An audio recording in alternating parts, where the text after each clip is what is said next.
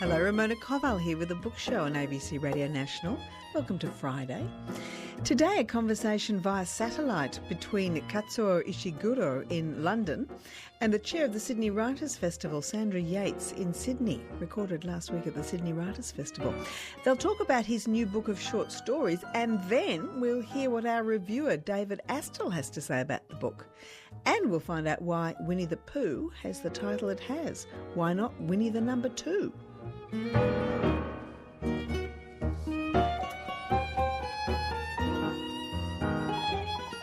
Nagasaki-born British author Kazuo Ishiguro has set a modern benchmark for literary success. All of his 6 novels have been published to international acclaim. 4 have been nominated for the Booker Award, the Booker Prize. In 1989, The Remains of the Day won the Booker, and 4 years later was made into a successful film starring Anthony Hopkins. His latest book is Nocturnes, 5 stories of music and nightfall. And it's his first collection of short stories. At the Sydney Writers' Festival last week, Kazuo Ishiguro spoke about this new quintet of stories via satellite from London to Sandra Yates, the festival chair. Hello, Ish, and welcome to Sydney. It's very nice to be there by this strange piece of technology. It's weird, isn't it? It does feel slightly disembodied. But it's great to be able to have you here in whatever form we can have you to talk about this wonderful new book. Nocturnes is described as 5 stories of music and nightfall. 4 of the stories have a musician as a narrator. 1 is a story about 3 people who bonded over music. And the first and the last stories share a character. So the shape of the book is more of a short story cycle, a song cycle even. This is your first work of fiction that's not a novel. What were the differences and similarities in working in short story form? Well, I expected it to be very different. Until I started work on this book, I always believed that short stories were a different form altogether, like poetry or something like that. But the odd thing for me was that the more I worked on this book, the more I thought that there wasn't such a big difference. The boundaries were quite grey. Partly because I went about writing it as a single book. I wasn't collecting together stories I'd written over a period of years. So I sat down and tried to write it from start to finish. And actually, what occurred to me was that a lot of novels are in fact almost like short story cycles. If you take a typical kind of 19th century novel, say like Anna Karenina, it's 2 completely discrete stories that have been kind of stuck together. A typical Dickens novel has 3, 4, 5 story strands that are skillfully interwoven.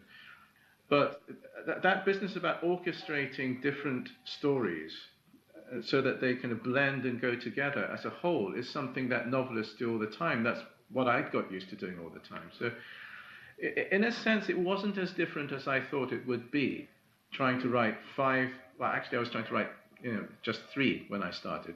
3 stories that kind of blended together into a unified whole. I found it was strikingly similar to writing a novel. Maybe these boundaries don't exist to the extent that we think they do. The 2 extra ones, then, if you said you'd started off with 3, how did they evolve? Did new characters pop into your mind as you were working? Was that a surprise to you? I suppose, this all sounds rather pretentious, these kind of musical analogies, but Chopin's Nocturnes, they usually come in 3s. And I remember I was having lunch with my publisher probably about 8 years ago, and he asked me what I was going to work on next. And I remember saying to him then, I've got this idea called 3 Nocturnes. And he didn't seem to be very impressed by this idea. But I actually wanted to work on this 3 Nocturnes idea. It ended up as 7 different stories.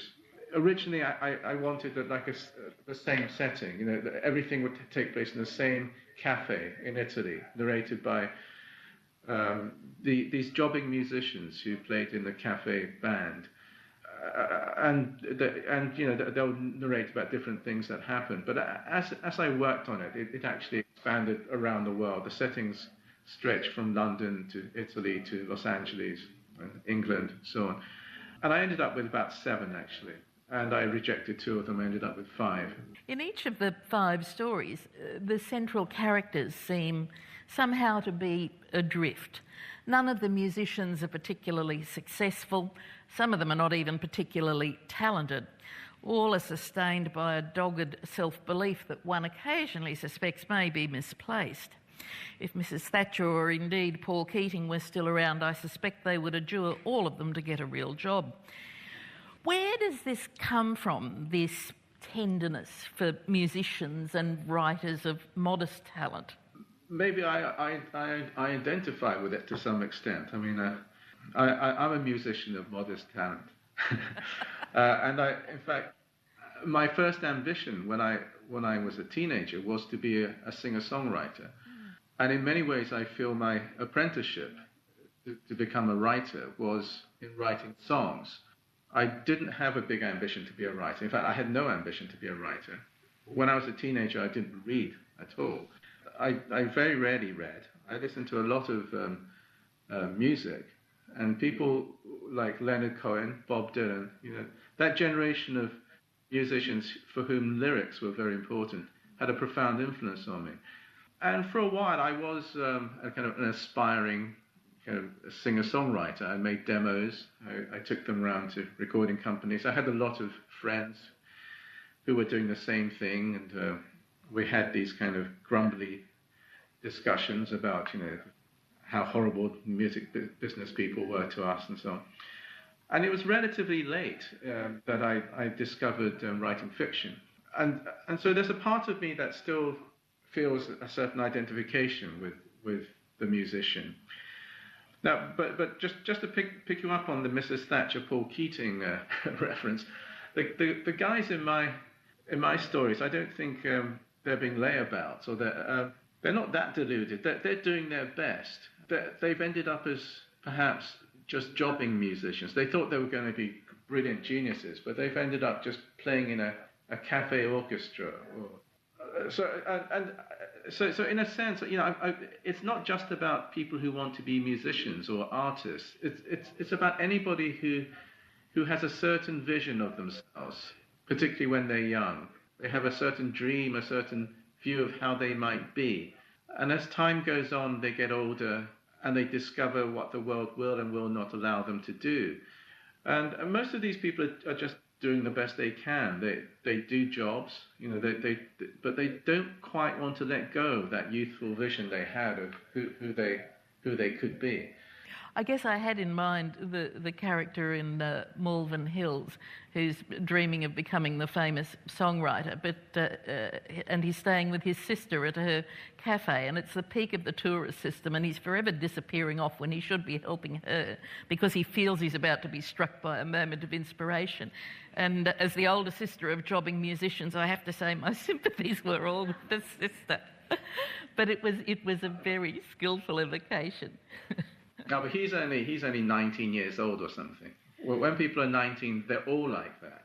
Actually, you're quite right. And I was trying to recall, just before I came, I read a quote from you, and you'll correct me if I've got this wrong, but I think it was along the lines of the most important job of a parent is to deceive their child. And that the moment of sadness and tenderness for children becomes as they become aware that this wonderful protected bubble that we've created for them is somehow not what the real world is going to be. And whether I've got that quote exactly right, that sentiment of the disappointment, the loss of innocence seems to be a strong theme for you. Yeah, I probably didn't quite mean that we have to deceive our children, but when they're very young, I think we just do. All our instincts tell us that we have to protect them. And if you walk around the streets with a 2-year-old or a 3-year-old or a baby, it's very interesting. Total strangers enter into the conspiracy with you. People who are having a blazing row will suddenly stop and put on smiley faces and start speaking in funny language to your child. And universally, we all want to conspire to make children believe that the world is a kinder place than it actually is. And I think that is what we all do as parents to some extent. And I think we have to do that. Sadly, more and more kids are having to grow up without this protective bubble. But I think the real challenge, both for the child and for the parent, is how do you guide them out of this bubble? And maybe all of us as adults, we have some nostalgic memory of the time when we lived in that little childhood bubble, and we believed what our parents told us, that the world was this sweet little place with fluffy toys and smiling adults. I was reading in a review by Joyce Carol Oates, I think of the short stories of Flannery O'Connor. Recently it was in the New York Review. She says, short stories, for all the dazzling diversity of the genre, are of two general types. Those that yield their meaning subtly, quietly, and are as nuanced and delicate and without melodrama as the unfolding of miniature blossoms in Japanese chrysanthemum tea, and those that explode in the reader's face. And I would imagine that anyone picking up a book of short stories by you would have immediately thought that they were going to get the first sort of short story. But in fact, in this set, there are two outrageously funny moments in Nocturnes. Both are visual gags. They have long setups, but the moment when it happens is so absurd. I was reading it on a train and behaved very badly. There was nothing to do but just roll around laughing. It was very, very funny. And in both cases, the protagonist is swept along by a series of events that he can't control. He's a helpless patsy at the mercy of stronger wills. And I'd always thought of you as a very controlled writer, so finding the humour in this complete and absolute loss of control caught me by surprise. And it made me think, what makes you laugh?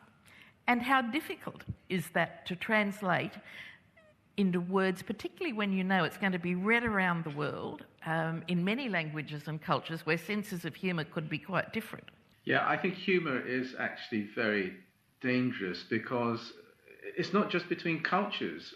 In the same family, different people find different things funny.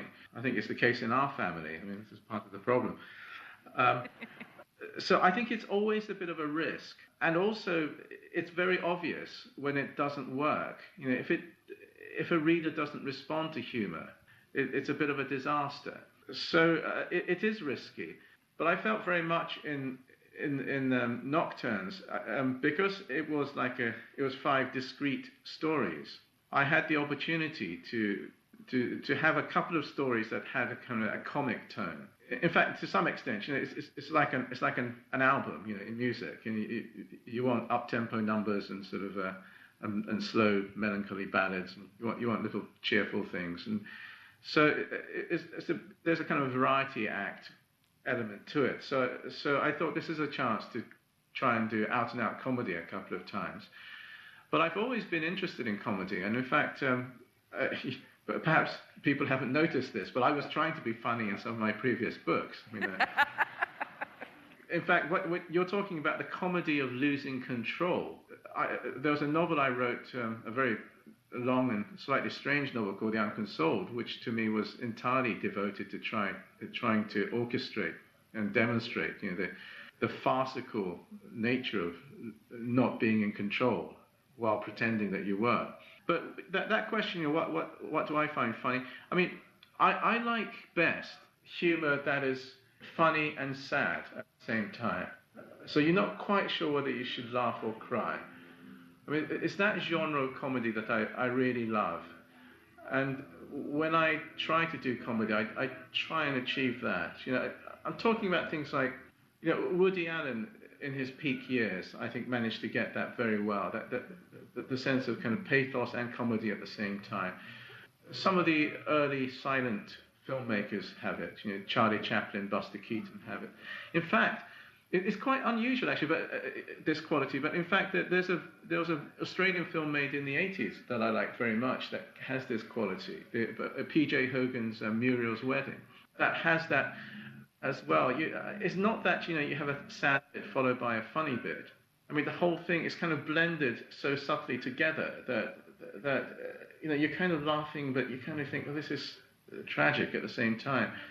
There was a British jazz singer called George Melly, who I used to go and see. He's passed away now, but he was very good at this as well. That when he performed, he was kind of hilarious, but there was a real tragedy behind his performance. And so I like that. I think that's what's profound about humour is when it's just the other side of tragedy and sadness and desperation. You're listening to The Book Show with me, Ramona Koval, and a recorded conversation from the Sydney Writers' Festival between Japanese-born British author Kazuo Ishiguro and Sandra Yates, the festival chair. Here, Ishiguro speaks of his love for songwriting and the success of his 1995 novel, The Unconsoled. I feel pretty happy about the career that The Unconsoled is having. I mean, I think it changes all the time, but it's the book from my backlist that people talk about the most. I knew before we started this session that we were going to talk about The Unconsoled. I did an event at the Queen Elizabeth Hall last week, and once again, that's the one book from the backlist that came up. When people review whatever book I bring out, a bit of the review talks about The Unconsoled. It's not necessarily because people think it's that great. But people are fascinated by it, and they want to know what it's about, what on earth drove me to do such a thing. And to some extent, it continues to fascinate me. I mean, I often ask myself, what is my relationship to that book? It's the one work of mine that I haven't quite got my head around myself. I feel there's material there that's unfathomed. And it's very interesting what you say there, that, one way of looking at books is that you write them and they're kind of fixed at that point. But in another way, I mean, I feel with all my books, they do change for me as time goes on. My relationship to them changes. I guess The Unconsoled is like my kind of troubled child. We had a kind of a tempestuous relationship at the beginning, and the neighbours had mixed views about this kid. But as that book has grown up, I have quite an intense and interesting relationship with it. I think but this is one of the wonderful things about books. I mean, as readers, we find this as well. The book that you loved in your 20s, and you read it in your 40s or something, and you think, how on earth did I like this? And actually, the reverse happens. I've become a huge Jane Austen fan in the last 10 years. I never liked Jane Austen much when I was a young man. Almost 20 years ago, the writer Bill Bryson wrote a serious profile of you for the New York Times following the publication of The Remains of the Day. And in it, he said, it underscored the closeness in temperament between the British and the Japanese, which is not a concept that had ever occurred to me before. But he cites the suppressed emotions, the unwillingness to be explicit, the almost ritualistic politeness that characterised Stevens, the butler. And some of the cast in Nocturne seem to share those characteristics too. I found myself once or twice almost overwhelmed by the desire to shout, "Pull yourself together," to some of the more desultory characters in Nocturnes. But you do seem to have endless reservoirs of patience for the less decisive among us. Does that present problems in terms of pacing and plot? That's a good question. I haven't really thought about that. I mean, I don't think it has any implications on things like pacing and plot. It has a profound influence on the overall book and the theme. It's probably true to say that I do present a view of human nature which perhaps emphasizes that passivity. And I don't think this is entirely to do with the fact that I have a British and a Japanese background. And although maybe over there in Australia or in places like the United States, there's a kind of a social mannerism that seems to be much more proactive about things, the can-do mentality.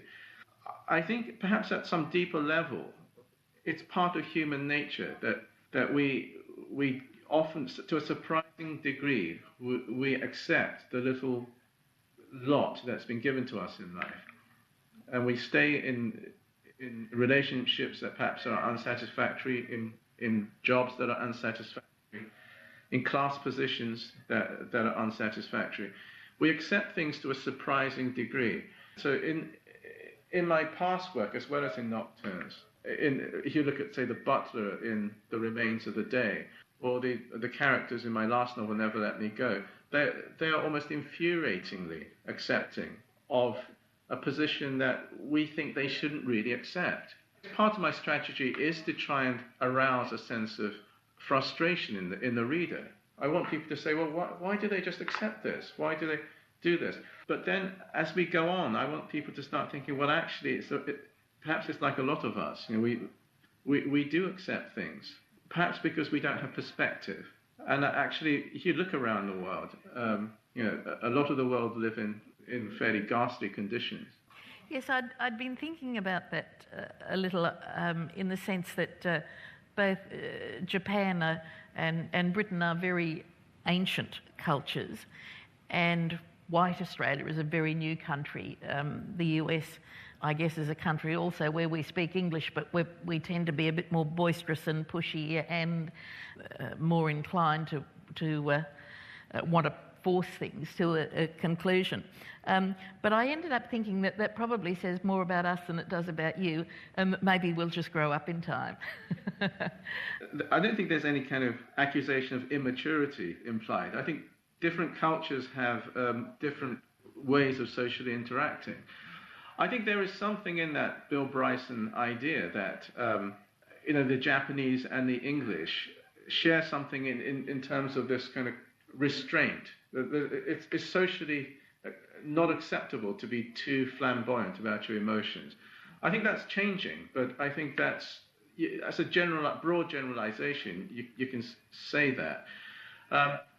But I think as I travel around the world, I kind of think that every society has its own kind of strategies for actually keeping the dangerous emotions in place. And in places like California, you sit down at a bar or something, and the stranger next to you starts to tell you about their divorce and their childhood trauma within the first 10 minutes, and you think, oh, this is a very open society in contrast to Britain or Japan. But after about hours of this, you realize you don't know anything about the person. But it's another kind of shell, just as the English and the Japanese have a certain kind of restraint as a shell. I mean, we are all afraid of the big, dangerous conflict emotions.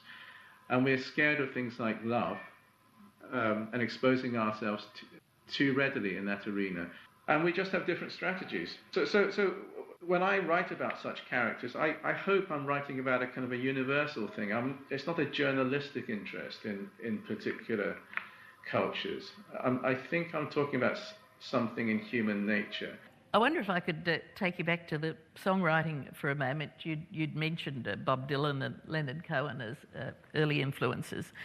But in fact, after an unsuccessful early career as a songwriter, you're writing songs again now, aren't you, for the jazz singer, Stacey Kent. And I was intrigued by that because songwriting seems to me to be such a tough discipline. You've only got a couple of minutes to create a mood, a character, tell a story. And you're not in total control because you've got to collaborate with a musician, a composer. And I just wondered, at this point in your career, what's drawn you back to songwriting? Well, I've always loved music and songs. And when Stacey Kent and her husband, Jim Tomlinson, who writes the music, approached me a few years ago, I leapt at it because it was a first love, and I'd had to put it away while I got on with my writing. And also, I do like to collaborate. Well, there are many wonderful things about being a novelist, but one of the drawbacks is that unlike people who work, say, in theatre or cinema or many other art forms, you don't collaborate. And I think the danger here is that, as the years go by, it's harder to grow. You become rather insular. you find yourself resorting to things that you did before, solutions that you used before. And I think the big danger is that you might have found a certain voice that was right for you when you were, say, 25 or 30. It's rarely the case that that voice is still right for you when you're in your 40s or when you're in your 50s. You have to, reinvent. And one of the ways I try to keep finding new voices for myself is by collaborating. So, I like to work in film. I like to work in songwriting. But I'll tell you one other thing about songwriting. When you write, when you're a novelist, because you're using words, there's a temptation to think that you should make your artistic decisions according to fairly logical criteria. Now, if you work in more abstract art like music or fine art, you're having to make decisions instinctively all the time. You often cannot verbally justify why you want to do something. It just sounds better that way. If you ask a musician why they want a particular solo to end up on the final take rather than another version of the solo, they can't justify it. Everyone agrees this one's more beautiful. And I think actually many things about writing fiction comes down to those kinds of decisions. In the end, you make a decision because it's just the way you want it. It's more beautiful that way. It sounds better that way.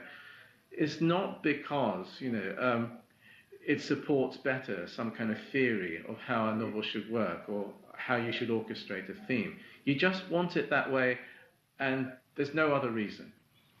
You've famously said that you think you may only have about 4 books left. And given that you can take about 4 or 5 years for a new book to appear, and that you've said that you spend the first couple of years of that cycle thinking about the shape and the characters before you actually start writing, do you feel a sense of urgency to get it done? Does the passing of time create pressures? I probably don't feel... It's not as bad as that it sounds. I've only got 4 books left. I mean, that's quite a lot. No, that was just a straight piece of arithmetic. There's a time when I probably want to stop, or I'll just keel over. What I tend to say, what I want to emphasize, is that for novelists, I don't think this applies to non-fiction writers or to poets, but for novelists, I think that your peak, if you are a novelist, listening to this, I think your peak is likely to be somewhere in your mid-30s to your mid-40s. It's slightly a few years after footballers.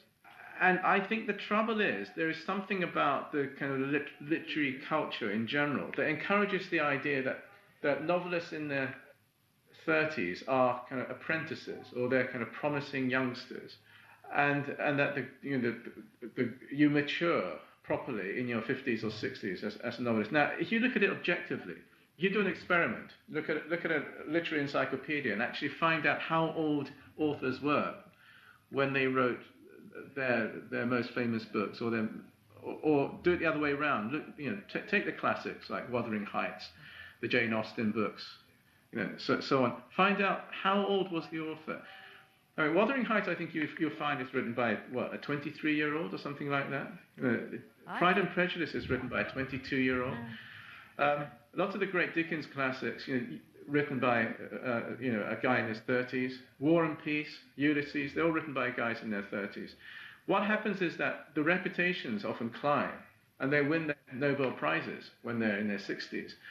But actually, it's for work that they did when they were much, much younger. And I want to emphasize this really for young writers. I want to say, don't fart about when you're in your 30s. After you have success with your first novel, saying, "Oh, I'll become a restaurant critic, and I'll do some travel writing because it'll be nice to have free holidays," and so, leave that for later.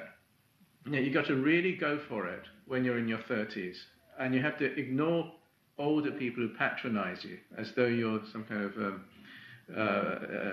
little kind of chick that's about to hatch. Historically, that's when you're most likely to do your best work. So go for it. So it's that really. I mean, I'm now 54. I mean, I'm out of the game, really. Right? I mean, if I've got 4 novels left, that'll be a bonus. Please join me in thanking Kazuo Ishiguro for a wonderful conversation. Thank you. Kazuo Ishiguro speaking to Sandra Yates via satellite at last week's Sydney Writers' Festival. His new collection of short stories is Nocturnes, 5 stories of music and nightfall,